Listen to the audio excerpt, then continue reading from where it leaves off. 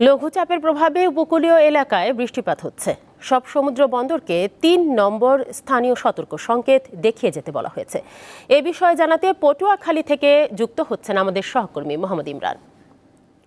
ইমরান, উপকূলীয় এলাকায় লঘুচাপের প্রভাব কতটা পড়েছে? জি আপনাকে ধন্যবাদ। পটুয়াখালীতে কিন্তু গত ৩ দিন ধরে টানা বৃষ্টিপাত হচ্ছে, যে কারণে এই উপকূলীয় এলাকায় এক ধরনের মানুষের মধ্যে এক ধরনের স্থবিরতা নেমে এসেছে। আমরা গতকাল দেখেছি যে বিকেল নাগাদ কিন্তু ব্যাপক বৃষ্টি হওয়ার কারণে কিন্তু অনেক দোকানপাট খোলা হয়নি। গত ২৪ ঘন্টা অর্থাৎ গতকাল সকাল ৯টা থেকে আজ সকাল ৯টা পর্যন্ত জেলার কলাপাড়া উপজেলায় কিন্তু ৭২ মিলিমিটার বৃষ্টিপাত রেকর্ড করেছে আবহাওয়া অফিস। এই কারণে কিন্তু জনজীবনে অনেকটা ভোগান্তি নেমে এসেছে।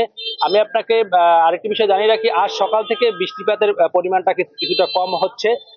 সকাল থেকে থেমে থেমে গুড়ি গুড়ি বৃষ্টিপাত হচ্ছে বিভিন্ন এলাকায়, যার কারণে জনজীবন অনেকটা স্বাভাবিক হতে শুরু করেছে।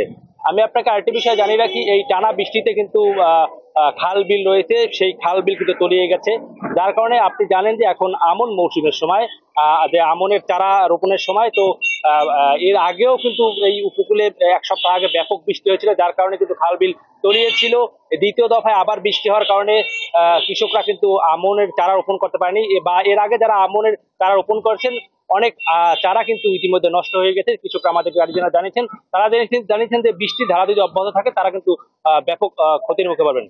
আমি আপনাকে আরেকটি বিষয় জানিয়ে রাখি যে আবহাওয়া অফিস সূত্রে আমরা যেটা জানতে পেরেছি যে আগামী ৭২ ঘন্টায় এই উপকূলে বৃষ্টিপাত অব্যাহত থাকতে পারে, এবং লঘুচাপের প্রভাবে কিন্তু এই যে পটুয়াখালীর কুয়াকাটা সংলগ্ন বঙ্গোপসাগর কিন্তু বেশ উত্তাল রয়েছে। ও উপকূলীয় এলাকায় কিন্তু থেমে থেমে বাতাসও কিন্তু বইছে। যে কোনো সময় উপকূলীয় এলাকা দিয়ে কিন্তু ঝড়ো হাওয়া বয়ে দিতে পারে, সেটি কিন্তু আবহাওয়া অফিস জানিয়েছে। যার কারণে পটুয়াখালীর পায়রা সহ দেশের সব সমুদ্র বন্দরকে কিন্তু ৩ নম্বর স্থানীয় সতর্কতা সংকেত দেখিয়ে দিতে বলা হয়েছে।